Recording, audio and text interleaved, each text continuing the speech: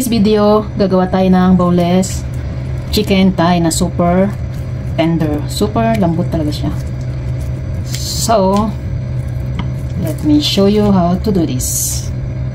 Prepare natin yung chicken sa pamamagitan ng pag-tuyo. So, na-wash ko na yan. So, sa pag-wash, kanya-kanyang paraan yan. So, yan. Tuyuin lang natin yan. Boneless yung ating chicken thigh.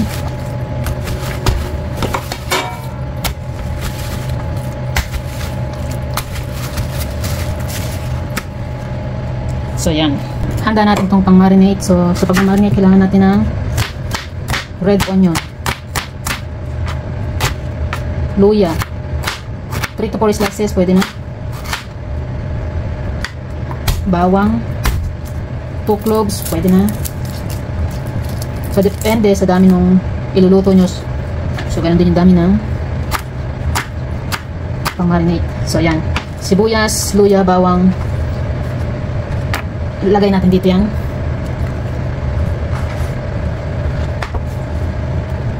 So, eto, 3 tablespoon.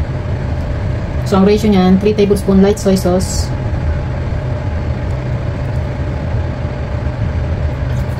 Ayan, naka 3 tablespoon na. Sa 1 tablespoon ng oyster. 1 tablespoon ng oyster. So, ito yung ating 1 tablespoon oyster. 2 teaspoon sugar. Teaspoon. At pepper. Mga half teaspoon. Saka natin i-mix to. Massage para mas kumapit ang lasa. Pagkatapos natin ma-mix yan, saka natin i-rep approximately 30 minutes bago natin ipagpatuloy ang pagluluto. Yan, i-rep muna natin to for 30 minutes para ma-marinate ng husto.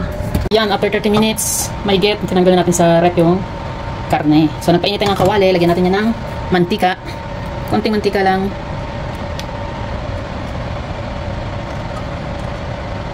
So, yan, painitin natin. So, yan, pag mainit na, lagyan natin yung manok, lapat yung balat.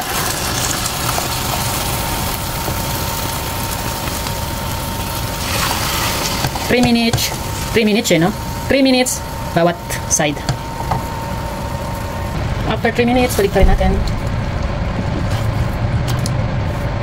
So, after sa kabilang side ng 3 minutes, lagyan natin yung natitirang pinag-marinate.